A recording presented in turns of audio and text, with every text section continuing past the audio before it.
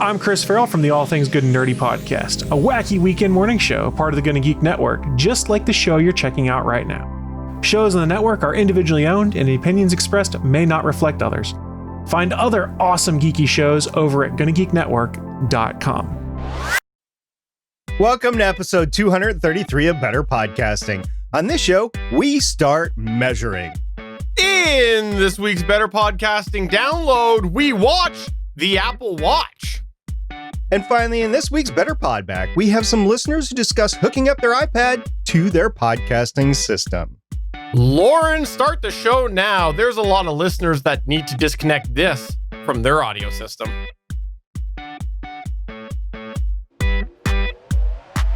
Welcome to Better Podcasting.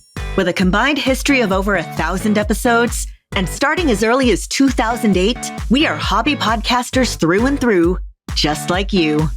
That's why we are different. We minimize the money talk so that you can focus on building a better podcast. Here are the hosts for the show, Stephen Jondrew and Stargate Pioneer.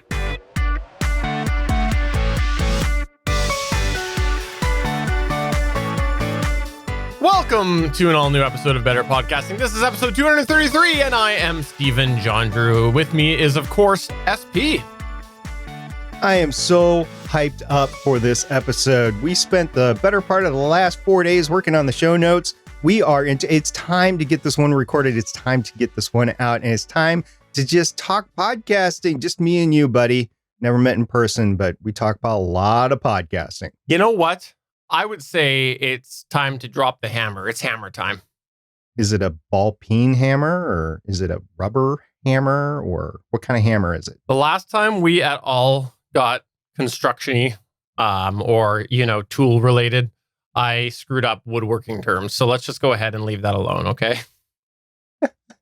So you don't know what those things were. Okay.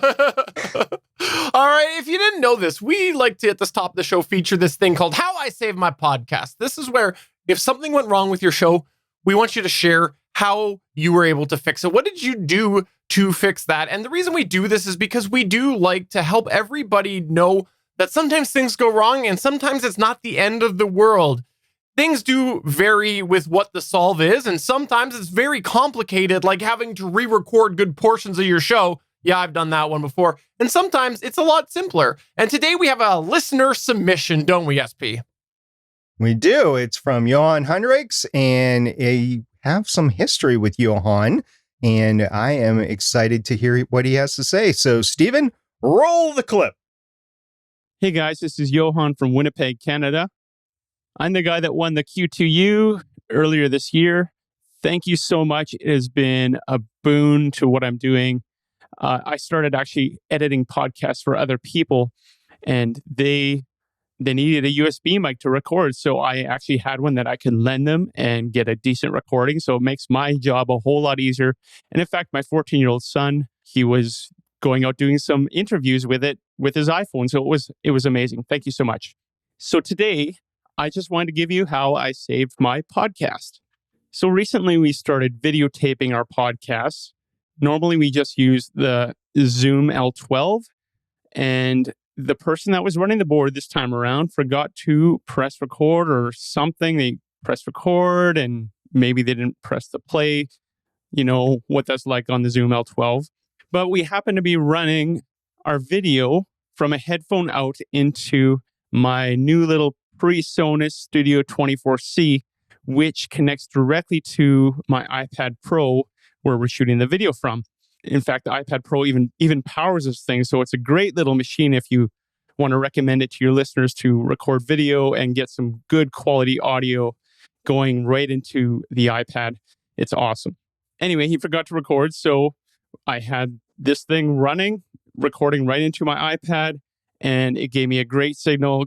Even though the tracks were separated like I would get on the Zoom L12, it's definitely something that I can work with, and it's going to turn out great. It's going to sound fine because I had my video going and I had it recording good quality audio into my PreSonus interface into my iPad. So that's how I saved my podcast. Saved me a good 40-minute interview with my co-host and my guests. So keep up the good work, guys.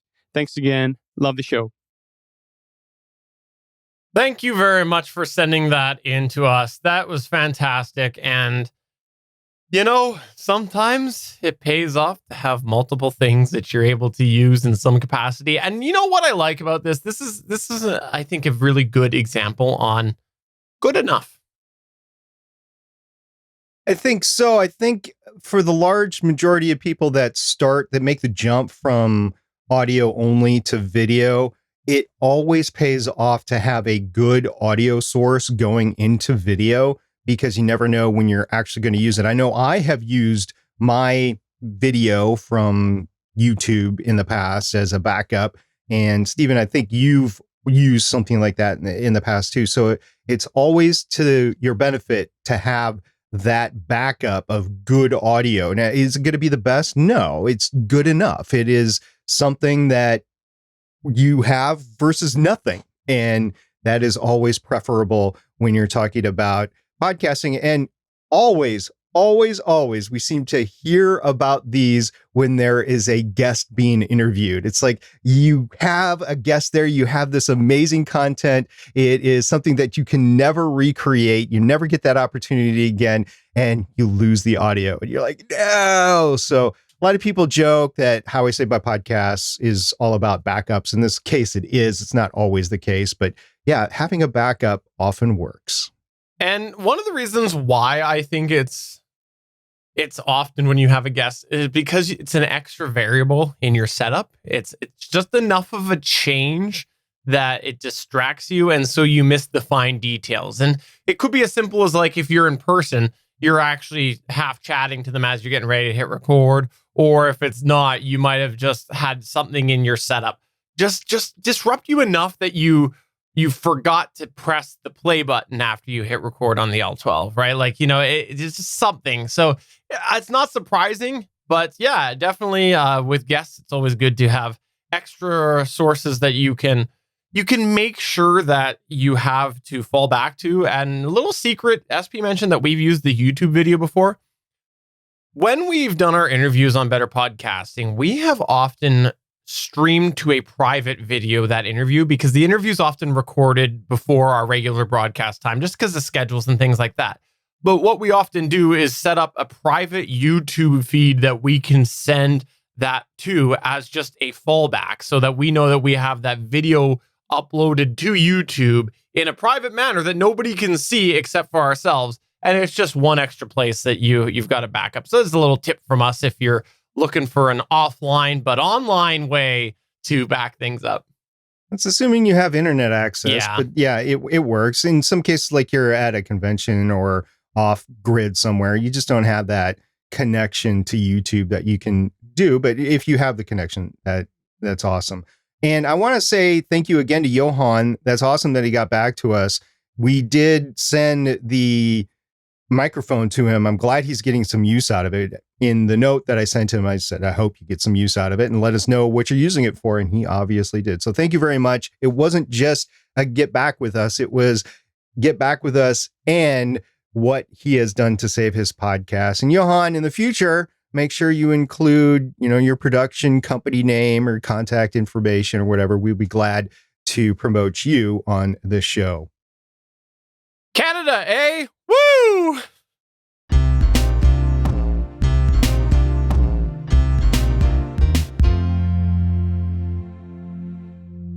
Recently, I came across a Reddit post because I'm a huge Redditor, if you didn't know this. I'm always on Reddit. I moderate a certain podcasting subreddit. No, that's not true. This is all SP I'm describing. He's the Redditor. But recently, he came across a Reddit post that talked about gauging the number of subscribers that one has with their podcast. And the question was, how do I do that? Well, the short answer is that for most podcasters, it is impossible to perfectly say how many subscribers you have to your show. This is because there are a variety of different resources available, and most of them won't even tell you straight up how many people are subscribed. So it's very hard to figure out exactly how many subscribers you have to your podcast. But hypothetically, even if they did tell you that, you'd still be trying to figure out if they were actual listeners and not just subscribers. This is because there are many people who will subscribe to a podcast and they end up falling off it and they don't listen. I'll say I got several podcasts on my app right now that I'm subscribed to that I haven't listened to in a long time. It's just sitting there every week, getting the new episode, giving that person that download, but I'm a false download for them because of that. And there's unfortunately a lot of people who have fallen off the podcast listening bandwagon, especially in the last few months with various different uprooting of their day-to-day lives. So it's just sitting there until it's automatically detailed in some cases off of apps, and then the cycle continues. A new download goes to that the next time another episode comes out, which this kind of analogs to the morning radio show that someone, quote, listened to as they drove to work, but they only caught like 3 to 5 minutes of that during their entire hustle and bustle and their screaming matches with all of the other drivers. So while they were a subscriber to that morning show, they were really only listeners for like 3 to 5 minutes. So when it comes to gauging subscribers, ultimately it comes down to two sort of metrics. One, how big is your audience, and how much has your show grown overall? Although in the past, we've talked about different statistics and things that we think are best practices for statistics and how to analyze statistics, we have seen a lot of change in the last few years since we've done that episode. And we've seen a lot of people come with the question is, how do I measure my growth as opposed to just my downloads? And today, we want to talk a little bit about that. With today's tools, how do you measure the growth of your podcast? And we're going to divide this into a couple big sections, one of them being technical, one of them being non-technical. So I'll go ahead and kick it off with SP talking about the technical aspect of measuring your growth. The most obvious way to measure your size and your growth of your podcast is to use a reputable host or service that provides IAB certified statistics. Now, IAB certified statistics provide a consistent, accurate baseline of podcast downloads. But how do you figure out how many subscribers that you have? After all, there are a number of people who re-download podcasts and some people that download the podcast without subscribing. One way we recommend is to use what I termed to be the 48-hour rule a few years ago. This is something that we've used for a while, and it does take some manual tracking on your part because I don't know of any podcast host or service that does statistics that tracks this particular stat in its own metric or graph. This is where you look at the amount of downloads within the first 48 hours of release of the episode. The theory behind this is most subscribers will download your podcast to their podcatchers within a day or so of when the episode is published. There's some podcatchers that only download once a day when they're connected to Wi-Fi. Maybe you're leaving for work, maybe you're coming home from work, that sort of, or school. You could have that too. And that is the time that your podcatcher is downloading an episode. Now, depending on when you publish your episode and depending on where your listener lives in the world, it might take a little bit more than a day to download the episode, especially if you publish over a weekend. This statistic, this way of doing things, it's not perfect. It doesn't account for non-subscribers, but it does give you an indication of likely subscribers. Again, it's the first 48 hours after you publish your episode. Some cautions about this.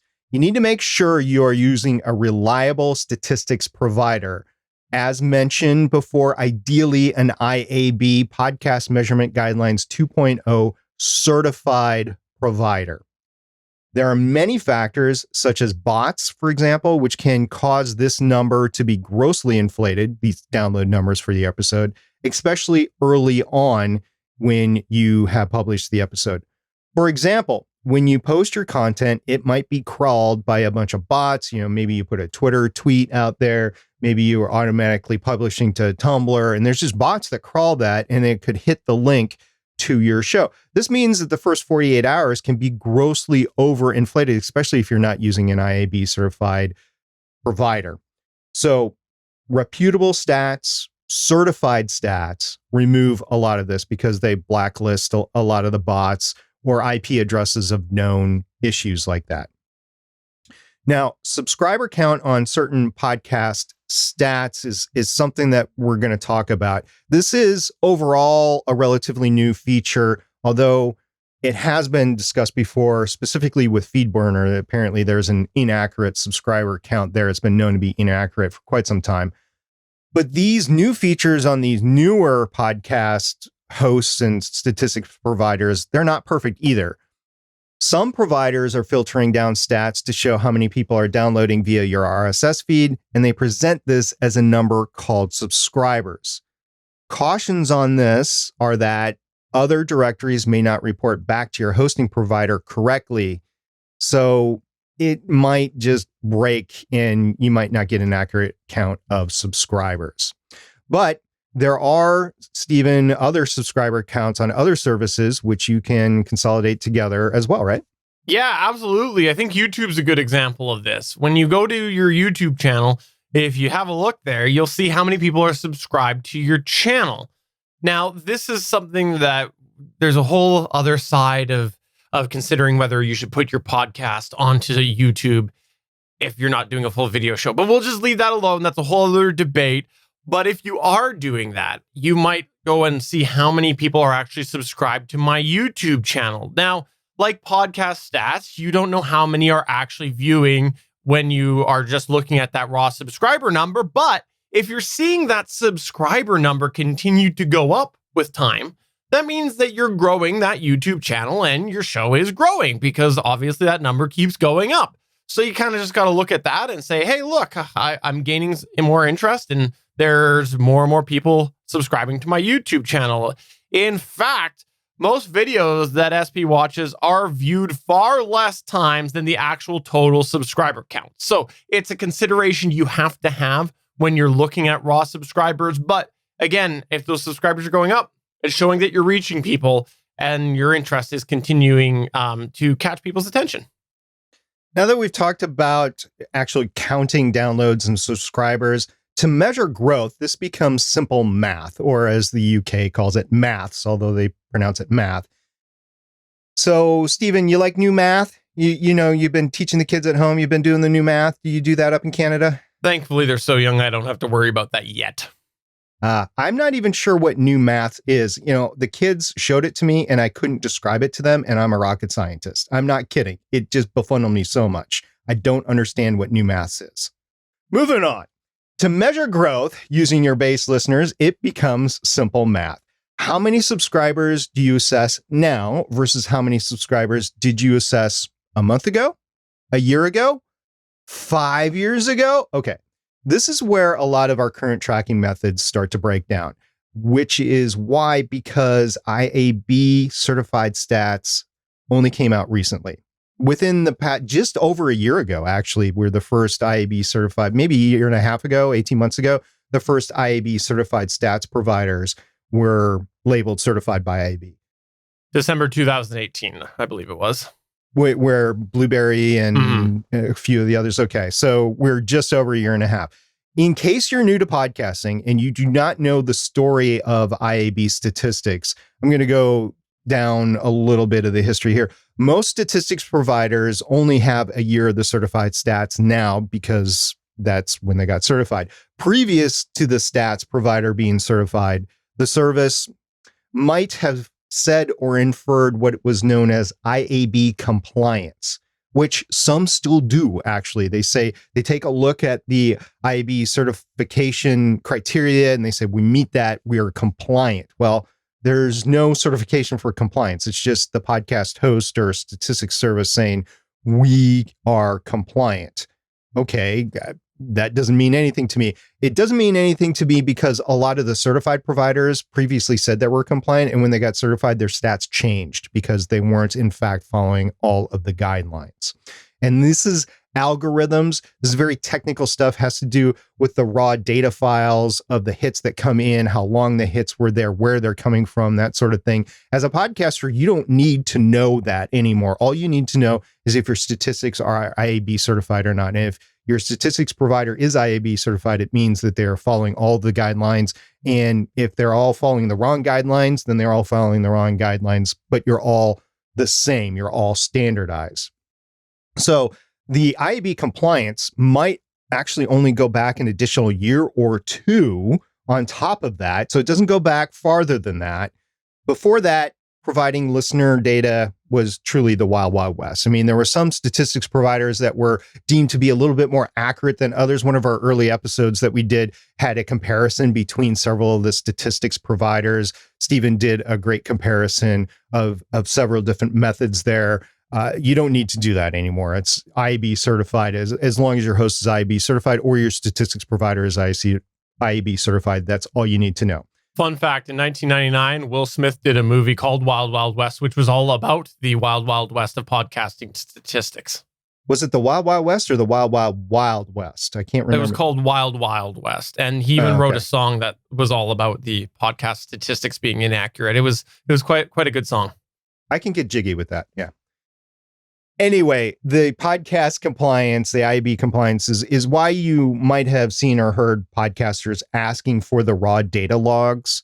Now you just don't hear that anymore because even people that are technically inclined and really want the raw data, they know that they're getting the good data from their podcast hosts or statistics providers. Now, one more thing about stating how big your show is.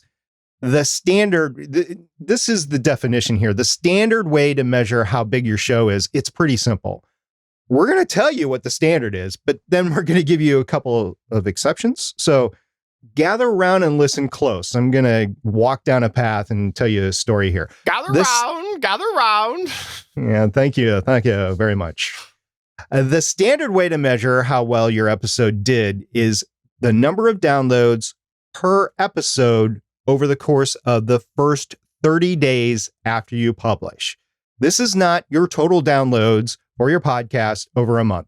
This is not your total downloads for your podcast ever, although those are two interesting statistics. As far as how to measure your podcast versus another podcast out there, it is the number of downloads per episode over the course of the first 30 days after you publish. Why is this? Well, mostly it's advertising. They want to know how many hits they're going to get for 30 days, and they cost how much they're willing to pay for their advertising because of that. But also, as I said, it's a good comparison. If you have the same statistics for one podcast, you can compare it to the other podcast with the same statistics. Now, I'm an engineer by trade, and I love to do accurate comparisons. So let's discuss apples to apples versus oranges to kumquats. I don't like that analogy. Let's try tangerines to rutabaga. Try again. Bananas to cucumbers. And again. Strawberries to lettuce. Another one. Tomatoes to potatoes. I like that one the best. Okay. Well, basically, it's two things that aren't like each other. So what am I talking about? Mostly I'm hungry right now, so I'm talking about dinner. But besides that, let's use a specific podcast example. Now, Legends of S.H.I.E.L.D. is a weekly podcast that I produce. It's about the general Marvel universe. Let's say the episodes get roughly about 250 downloads per episode. And over the course of a month, which is roughly 4 weeks for the sake of argument, Legends of S.H.I.E.L.D. will publish 4 episodes. Therefore, at 250 downloads or listens per episode, I'm going to see 1,000 downloads of new content per month. Now, a new podcast that we're both part of, Stephen, Better Podcasting Live Chats. Oh, I've heard of this show. I should check them out. I think you should. It is different from Better Podcasting, and we do it on the opposite days or the opposite weeks of Better Podcasting, and it's where we can interact with the audience. It is a bi-weekly podcast. We don't do it every week. We do it every other week. So let's just say for argument that Better Podcasting Live Chats receives the same 250 listens or downloads per episode. Over the course of a month, again, roughly 4 weeks per month, Better Podcasting Live Chat will publish 2 episodes and see a total of 500 downloads of new content per month. So, Stephen, let me ask you, is Better Podcasting Live Chat half the show Legends of S.H.I.E.L.D. is? Yes, it is, because you have 4 hosts over on Legends of S.H.I.E.L.D. and we have 2 here. So it is half. I knew you were going to say something right like that. Statistically and technically, they are pretty much the same. You have 250 downloads for the first 30 days of each episode. But wait, there's more here. It's not just how many new downloads you get per episode. You have a back catalog to both shows right now. So as of this moment, Legends of S.H.I.E.L.D. has 346 past episodes. We're on episode 347. I just published it yesterday. Better Podcasting Live Chats has 14 past episodes. If 10 new listeners download all of the past content to both shows, Legends of S.H.I.E.L.D. will see a total of 3,460 downloads. That's 10 downloads per show. And Better Podcasting Live Chats, on the other hand, at 10 episodes or 10 shows per new listener, will see 140 downloads. So if you combine those numbers I just said, Legends of S.H.I.E.L.D. would have 3,460 downloads plus the 1,000 new episode downloads. So Legends of S.H.I.E.L.D. will see a total of 4,460 downloads in that month. Better Podcasting Live Chat would take those 140 back catalog downloads, add it to the 500 downloads that it had for its 2 new shows, and it would only receive 640 downloads.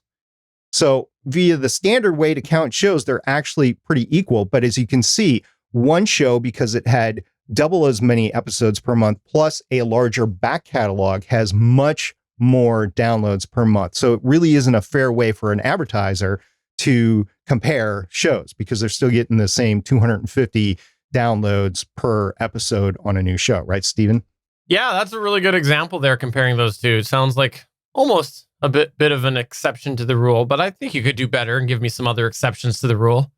All right, let's talk about some exceptions to this standard rule that we've heard. Let's take a season of an audio drama, for example. A lot of our listeners are creators of audio dramas or maybe playthroughs on tabletop games. A short 15-episode season might be produced once a year for a podcast, especially an audio drama. You're talking hundreds of hours. I mean, we talked to Sarah Ray Warner about it, and she puts in hundreds and hundreds of hours behind the scene on each episode. So let's just say you only produce one season, 15 episodes per year.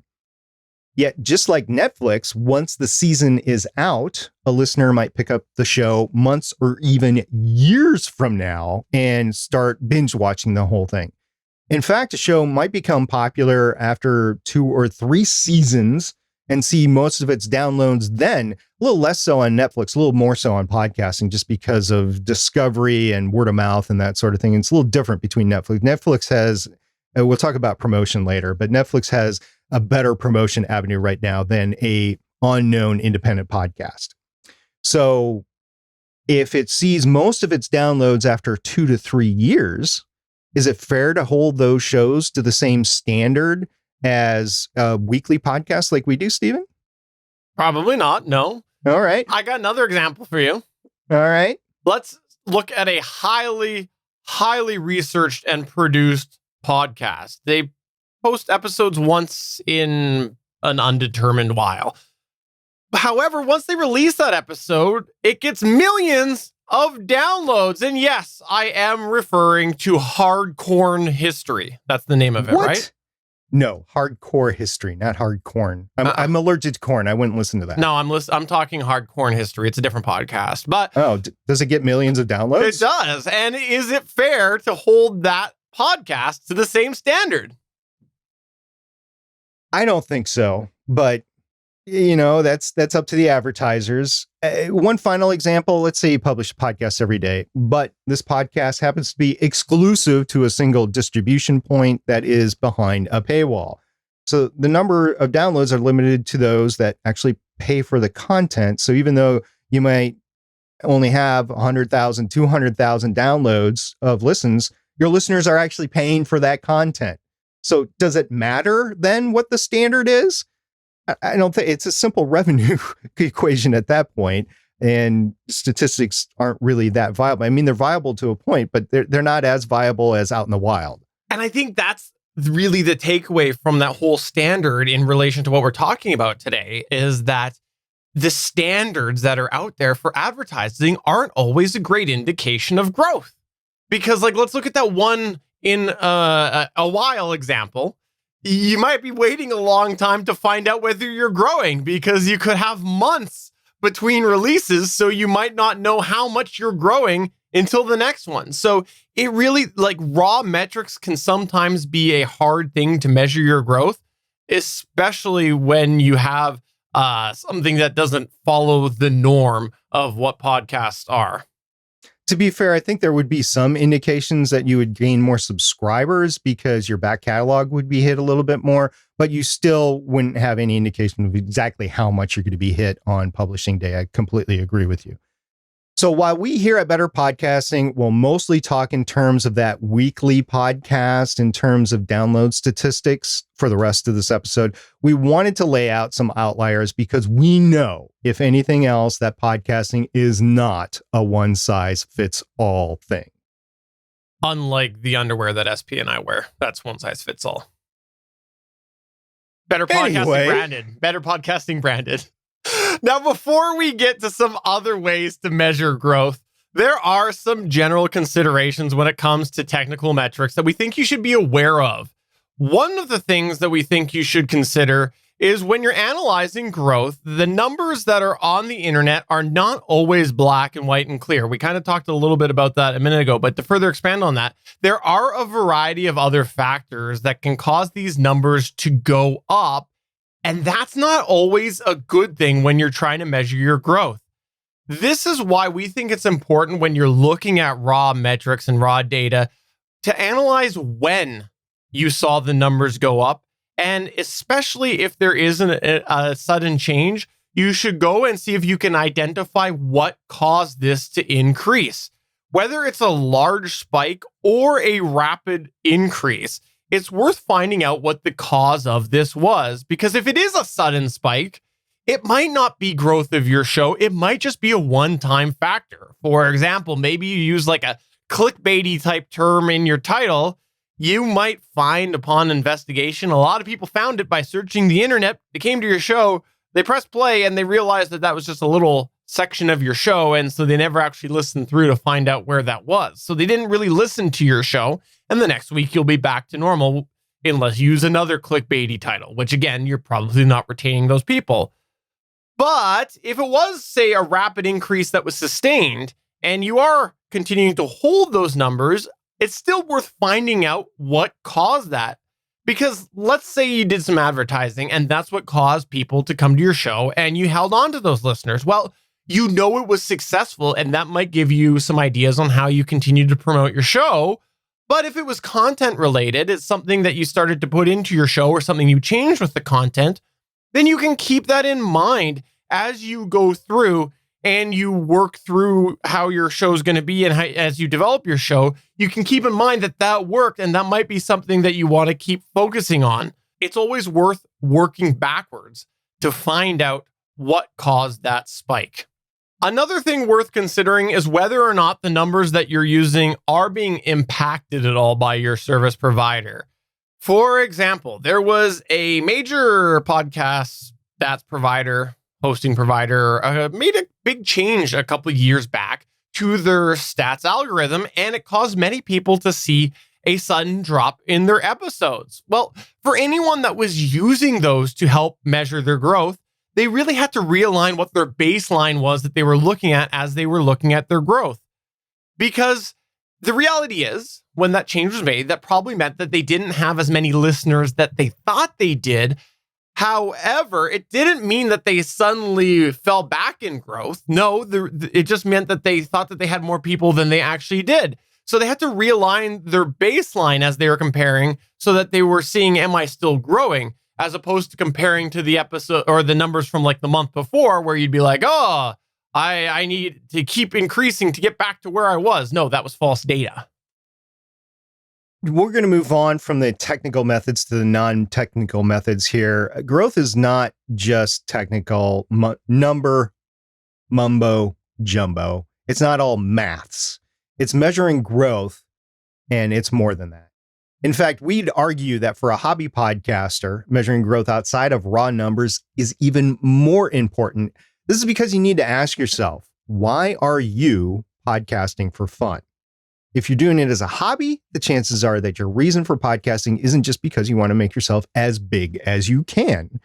It could be a reason such that you want to be a voice for a certain niche. Do numbers tell you that? Or is it better if you're actually interacting with people about your message? We'd argue the latter. That takes us to the primary non-technical way that we think growth can be measured by your interactions. If you're seeing an increase in interacting with your audience, that's a good indication of growth. Considering that only part of your audience will interact with you, seeing an increase in interactions is a huge win to measure your growth. By the way, I've heard anywhere between 1% to 5% of your audience is going to actually reach out and interact with you. Think about all the people who are not emailing you too. Like I just said, 1% to 5%, that means 95 to 99% of the people that are listening to your show are not interacting with you. Interactions also can help you gauge if you're growing in the right way. When you interact with people, you can see what exactly is landing with people. What are they taking away from your show?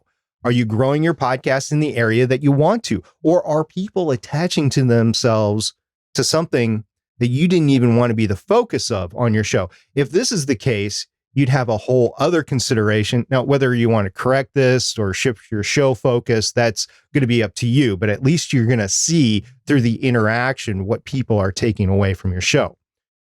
Now, the quality of interactions can also be a good indication of growth. For example, say you're mostly getting pretty simple one-line greetings from listeners or tweets saying great or replies like likes on your tweets with your episode, and that's all it is.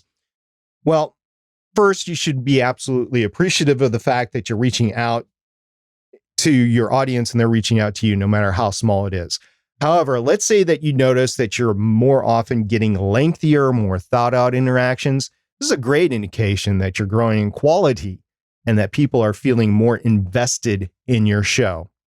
In either case, it's important, though, that you look at the variety of interactions you're getting. Interacting with a few individuals more could mean that you're growing your relationship with them, but not necessarily your show, as opposed to having less frequent interactions, but with more people. And this is something that we talked about before with interacting and applying your limited time to your audience. Now, there's other non-technical ways that you might measure your growth, right, Stephen? Yeah, one of the ones that's off the top of my head is if you're getting mentioned elsewhere with your podcast. If your show is being mentioned or referenced on like another podcast or a website or community, it's just a great example that you are growing with your podcast because now people are wanting to pass that along, which kind of takes me to another point, which is that an increase of new listeners to your podcast telling you that they heard about your podcast and that's how they found you. This is a good indication that now you've got some word of mouth and that you've built your podcast up enough that people are actually telling someone else about it enough to encourage them to listen to your show.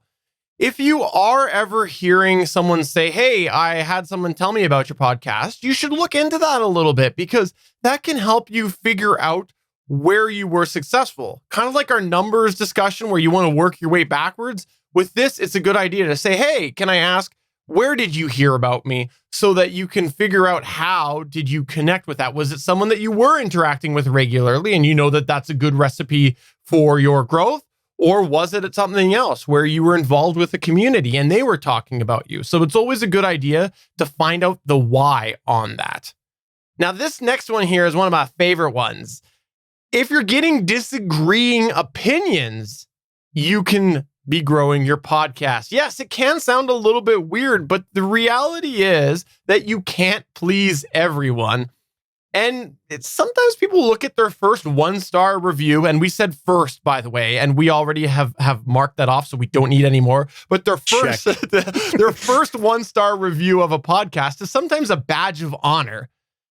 And if you see people start to reach out and email you contradicting opinions, that's a good indication that now you've grown your podcast to the point that you're not just within one little circle of everybody that shares a similar opinion to you.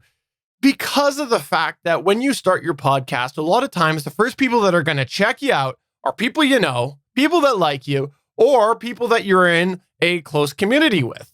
So they're naturally probably going to be pretty kind to you, especially if they're your friends.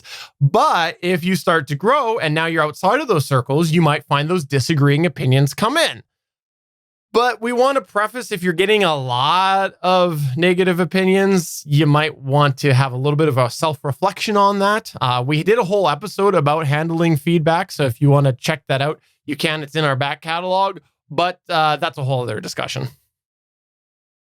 And the last one that we want to mention here is that people are reviewing your show without any prompting to do so. And if you're seeing an upswing in people reviewing your show on Apple Podcasts or Podchaser, especially without you telling them so, there's a good indication that your show is growing. There are many people who will listen to podcasts and never review a single one of them.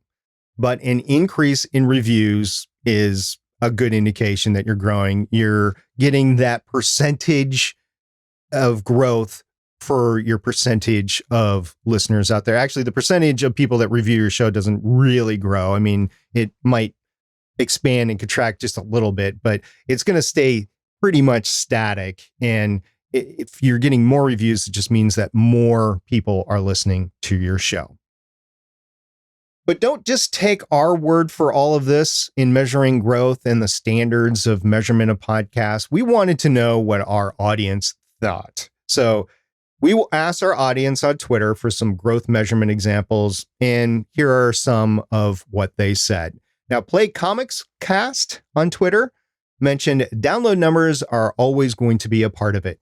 But lately, I've gotten more people that I don't know asking to be on, and I think that's a better indication.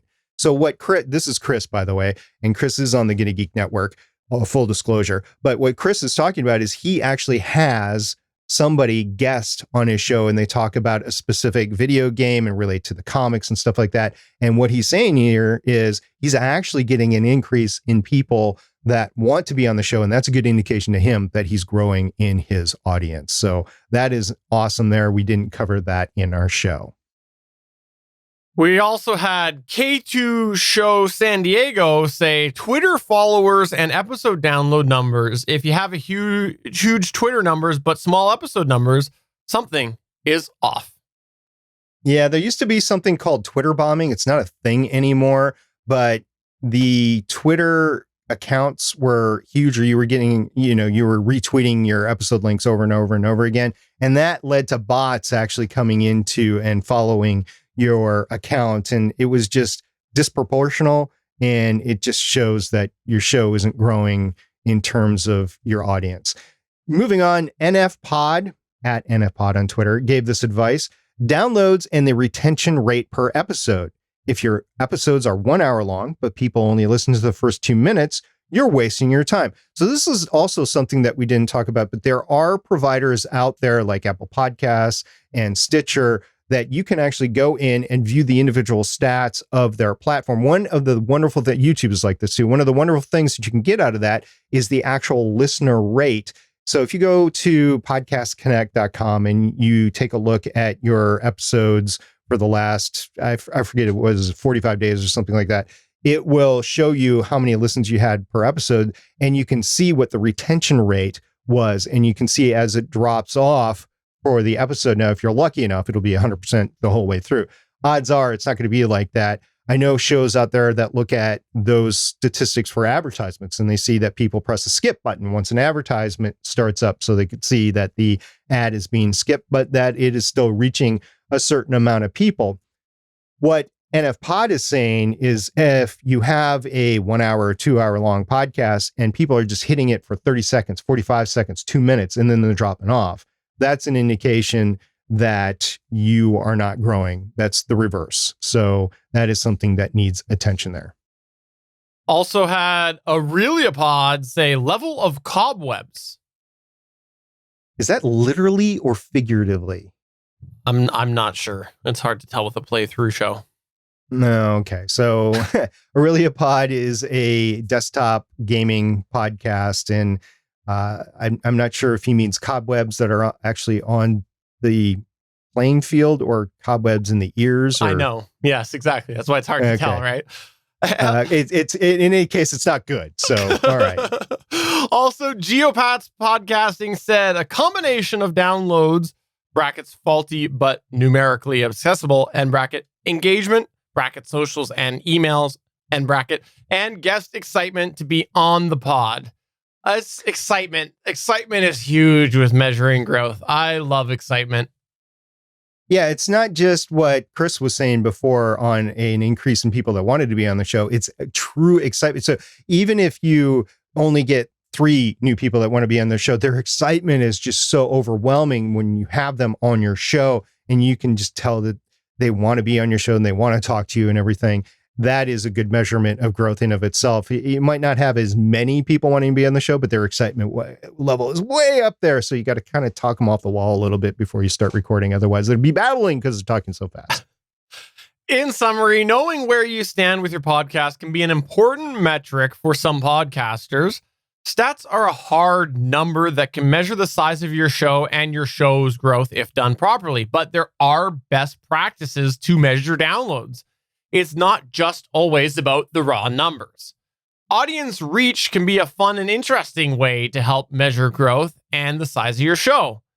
And no matter what you're using to measure your growth, whether you are looking at technical or non-technical areas, you need to take everything with a grain of salt and realize that anomalies do happen. And sometimes you need to track things down to figure out the bigger picture of that growth.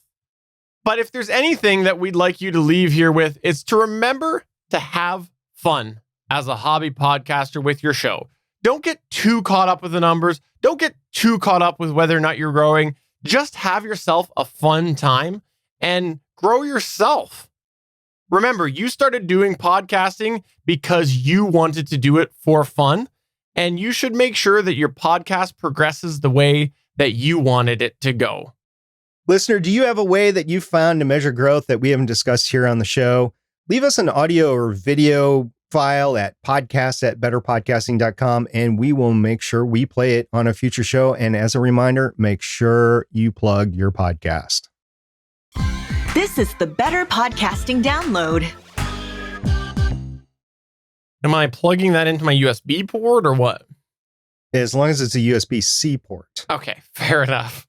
All right, let's talk quickly about the Apple Watch. There's not a ton to say about here, but it is definitely worth the mention. And I will turn it over to the resident iOS user. Go ahead. It's kind of funny. I was looking over all the news stories because we record this podcast every 2 weeks. So I was looking at all the news stories over the past 2 weeks on what to actually do with the download here. And as it turns out, the one that I wanted to talk about is statistics aligned, which was ironic because we had decided to do this show basically on statistics and growth and other ways to measure growth. Well, it turns out that the IAB, and this has been going on for a long time, actually. I first heard about this last year sometime. I know that there were some news stories on it about the June 2020 timeframe. Well, just in the last couple of weeks, the IAB, which we just talked about in the previous segment, the IAB said that in order to have certified statistics, you can no longer count the Watch OS Apple Watch downloads to your podcast. This is because that it could be duplicative downloads, or it could be downloading like the entire catalog when people don't listen to the entire catalog or stuff like that. So basically, whatever is happening, the IAB says we're not counting that anymore. Now, it's not to third-party apps that you can get on Watch OS. It is only through the Apple Watch OS that the problem is. So as of 1 October, those downloads are no longer going to be counting. So if I was you, and if I was focusing on my stats per episode, like we talked about before, I would go in to those user agents and find out how many of those downloads are being counting as Apple OS or Apple Watch, because as of 1 October, those downloads are not going to count anymore.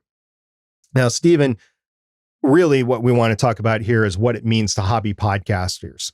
Now, depending on your audience, your downloads might go down.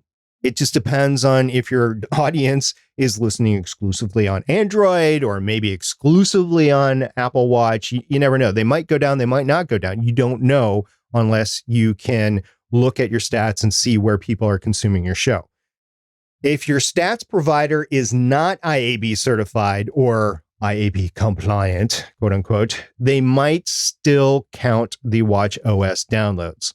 Now, while this might make you feel good, it won't be industry standard, and your numbers will be considered overinflated by podcast advertisers or advertiser agencies in general. What this means is that the IAB Podcast Measurement Guidelines 2.0 is going to start to have a divide between the haves and the have-nots. And that divide is going to grow even more. We already see it today. You can say SoundCloud is a have-not. There is no way that SoundCloud will ever be IAB Podcast Measurement Guidelines 2.0 certified. They have no interest in it whatsoever. Now, ultimately, years down the road, they might change their tune, so to speak, to use an industry term for SoundCloud. But really, they have expressed no interest in getting certified. Personally, I don't think they have the money for it, let alone the personnel to go do it. And I don't think their algorithm can be modified that way. They'd have to come up with a whole new algorithm, whatever. But if you have somebody that's more aligned to what compliant is or certification is, let's say Pinecast, they're not certified, but they might be close. The effects might not be as drastic. So it really just depends on where you're getting your stats from, what those algorithms mean behind the scenes, and your audience. And in my opinion, if you are really counting your statistics as a metric of how well your podcast is doing it, if that is what is making you happy with your podcast, you need to use IAB certified statistics. Stephen, what do you think? Yeah, what I read about this was that the basis of this was that the default behavior for Apple and the way that it works with the watch is that out of the box, if you're subscribed to podcasts, it automatically tells your watch to go and download it out of the box. So what happens is essentially you're getting 2 downloads for that, even though you've not gone and specifically said, hey, I want that on my watch, because the watch is downloading and the phone's downloading. And assuming that's the case, I think that that's a pretty fair reason to remove them, because that's just a example there on how you're getting 2.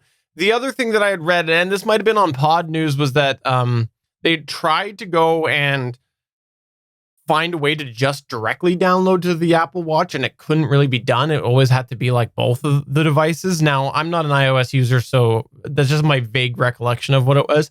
And so if that is the case, then again, I think that that's why the IAB certified stats is here, because if you have a device that 99% of the time is a duplicate, then it should be removed. And that 1% shouldn't matter, because that device is 99% of the time duplicate entries. So why wouldn't you have that? Now, if it was a different situation and the Apple Watch was quite possible to download directly to that watch, and there was a good percentage of people that were downloading directly to the watch, then I think a decision like this might have to be looked at and be overturned, and there might have to be something else that is considering how you rule that out, because that is now a phone, basically, where if you start blacklisting individual phones and stuff because whatever reason, and people are using those as their primary consumption device, then they should be considered as the stats. But from what I read, it seemed to make a lot of sense, as it seemed like it was primarily duplicate. And so, again, I think this is a good example on why we have said that having a standard, a maintained standard of downloads is a good thing. I think eventually watchOS will be completely able to be a standalone OS and won't need to be tethered to the phone. I mean, it is great that it is tethered to the phone for a lot of different reasons, but I think eventually it won't be tethered to the phone. And I think eventually it'll maybe even become the phone to some people. And when that happens, then I could see counting the downloads separately. But for right now, they're tethered to each other. And you're absolutely right. If you're getting the same download to both devices, there's no reason to count them both, because they are tethered together. There's no way to really use them apart from each other. So what does this mean to hobby podcasters?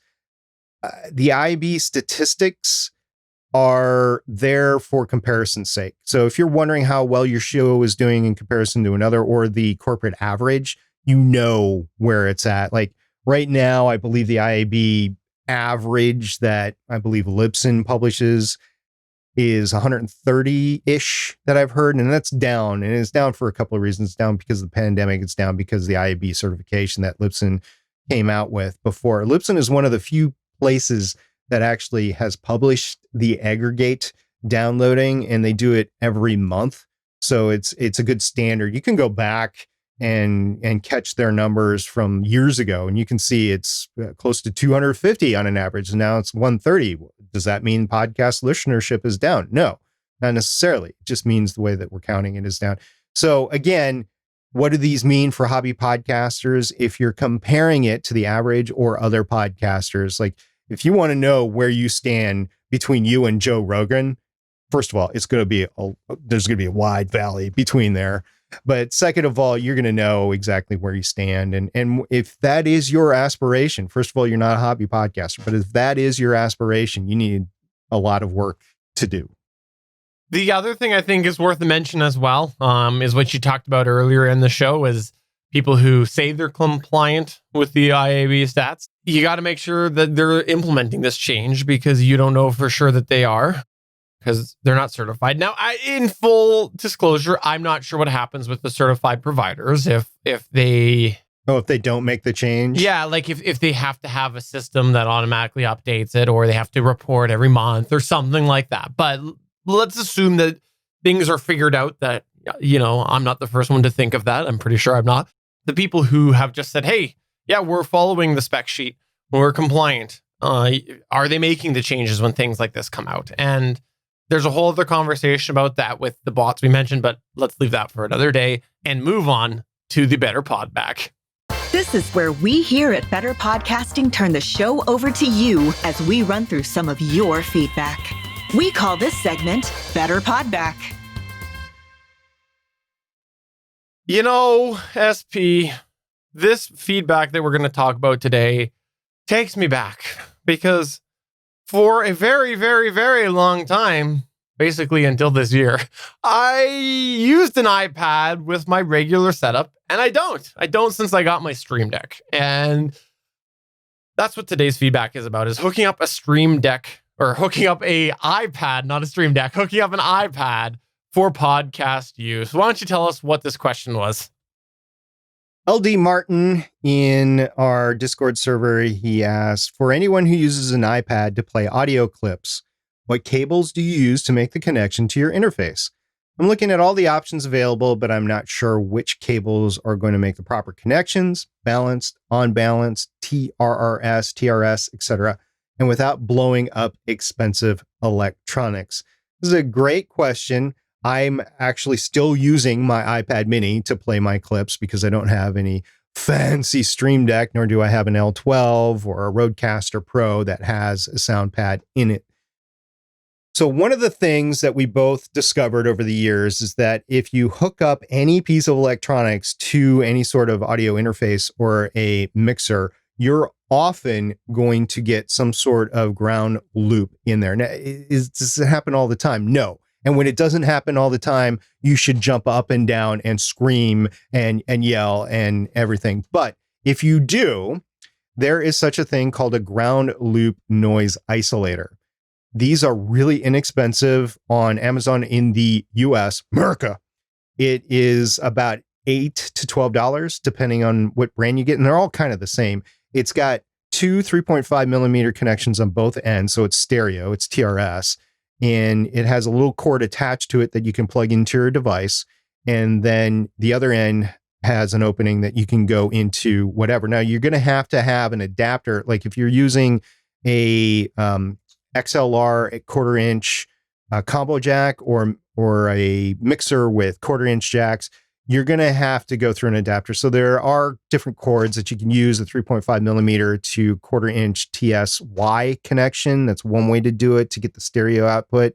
If you happen to have one of the newer machines like the H8, the L12, the Rodecaster Pro, they all have a stereo input from a phone. It's technically a TRRS jack, but you don't need the TRRS jack to play a sound deck. So you can do that. So you just have to go from one to the other. The big thing is the ground loop isolator. And Steven is holding up an adapter right now. Steven, can you explain it for the audio listener? The other thing that you might need to consider, depending on what you're hooking up, is you might need a dongle, because if you're using a device that only has like USB-C or Lightning or whatever, and you don't have the headphone jack, that means now you got to use a dongle to adapt it. So you got to consider that as well. There's a couple quick things that I want to just touch on because, like I said, I did use an iPad. I used an iPad like pretty much since the comic book podcast, almost the same iPad. Actually, it wasn't since the comic book podcast, but I had a device pretty much always with something, but I used the same iPad for many, many, many years, and before that I had a laptop sitting there. Anyways, the thing that I want to mention, two things. Number one, there is a difference between balanced vs unbalanced, so balanced versus unbalanced, and stereo versus mono. There is a difference there. It's important that you recognize it, because if you're trying to hook something up that is sending a balanced signal and you're going to something that does not take balanced signals, it won't work properly. So, or vice versa. So there is a difference, even though they use the same cabling. Second thing as well is with the iPad, I'll say right now, I never had a ground loop isolator hooked up to it. And do you know why I never had a ground loop isolator up to it? Because I charged it and I ran it on battery every time. And that was the thing. A lot of devices that do hook up, if they are running on battery, don't need the ground loop isolator. But SP can also tell you of many times that I was about 10 minutes before and go, oh, my iPad's dead. Hopefully it'll charge in time for the show. And then I had to toggle it on and off during the show because my battery was dead. So I don't recommend it. I recommend that you actually have an iPad plug-in nearby so you can keep it and use the ground loop isolator. But if you can't find a ground loop isolator right now, or you want to just try and you've got the adapter, try unplugging it from power so that it's just directly in, because I never needed one. So now your mileage may vary. So two additional things here. If you're really old school, you will know the term DI box, active or passive DI box. And these DI boxes are actually how I've connected my current soundboard to my mixer. I use a DI box, and this is a little bit detrimental because it only takes mono, the one that I have. So it creates that stereo signal to mono. So as I'm playing my live sounds, it is only mono. And it's got a transformer in there, and it's able to take away basically the ground loop noise in there. And Stephen is, for the video listeners, Stephen is holding up his DI box, and it has a switch from ground to lift, as most of them do. And there's various different brands. And we went through them quite a bit before we discovered the modern ground loop noise isolator with the 3.5 millimeter jack, which is ubiquitous now for all podcasters. For a long time, by the way, just as an FYI, because I use ground loop isolators before SP told me about a DI box. I learned DI boxes from him. You could only get them in RCA connections, which was not easy when most of your gear was not RCA. So you always had adapters with it. So I loved when I saw the 3.5, but for a long time I was rocking RCA ones. The other thing that's new today and capable of connecting your outboard device to it is some of these newer devices have Bluetooth connections. Now, I have not heard of one that does not have degraded audio. Now, for me, I replace all my bumps and music in post anyway, so I get the undegraded sound in my final product. However, if you use that for your final audio, I would recommend against the Bluetooth connection on any devices today. Now, this, of course, is September 2020, so who knows what it's going to be like in September 2021 or September 2022. Bluetooth might be a better option ultimately, but right now, if you want the better audio quality, and if you're podcasting for audio, you'll want gooder audio. Yes, I said gooder audio because I wanted to foot stomp it. Then go ahead and use a hard connection versus the Bluetooth. So that's a lot of explanation from LD Martin there, his question. Hopefully we have answered everything. If you still have a question, LD Martin or anybody else, please get a hold of us and we will get back with you and probably talk about it in a future episode. But that's going to take us towards the end of the show. If you want to interact with us on a regular basis, you should hop over to our Discord server. You can go to betterpodcasting.com/Discord. We would love to have you over there to chat about different things each week, especially if it's podcast related. Now, there's a whole bunch of other geeky areas that you can talk talk in there. We have a whole smart home section. You got other stuff that can be done or can be talked about, like television and movies, or you can even head over to every single little sub channel that is in there to do with any podcast that SP's ever done. And you can say how much you love SP. You can do that. No, that's not true, because there's some podcasts without channels in there. Oh, we have a private group for the SP fans. Okay. Yeah, you can't see it. But anyways, Thank God. if you want to check that out, it is betterpodcasting.com/Discord. And if you're not subscribed to our Better Podcasting live chat, that would be great if you could head to betterpodcasting.com and head over there and find the details. Subscribe. We would love for you to check it out. I don't think we're in Spotify yet, but in many other places you can find us. Yeah, make sure you catch us at betterpodcasting.com. There's a lot of stuff on there. Matter of fact, I was just thinking of some articles that I got to write and get out there, and we're going to start to fill that puppy up. And it has been a long time coming. We made the change.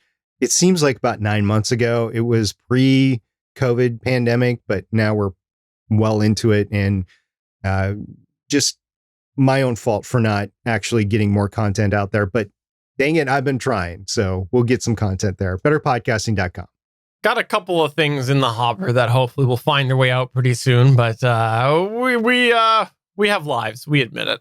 But for episode number 233 of Better Podcasting, I'm Stephen Jondrew saying, Stargate Pioneer, are we growing this show? I'm SP saying, Steven, let's talk later and look at the stats. Data. Bye. Bye.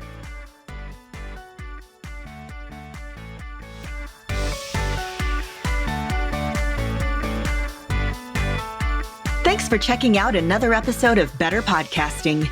You can find the full back catalog of Better Podcasting at betterpodcasting.com. If you're into geeky podcasts, please check out the other podcasts on the GonnaGeek Network at GonnaGeekNetwork.com. This show was produced and edited by Stephen Jondrew of GonnaGeek Productions. Voice work was done by L.W. Salinas. Thanks again for listening or watching, and we hope to see you again next week.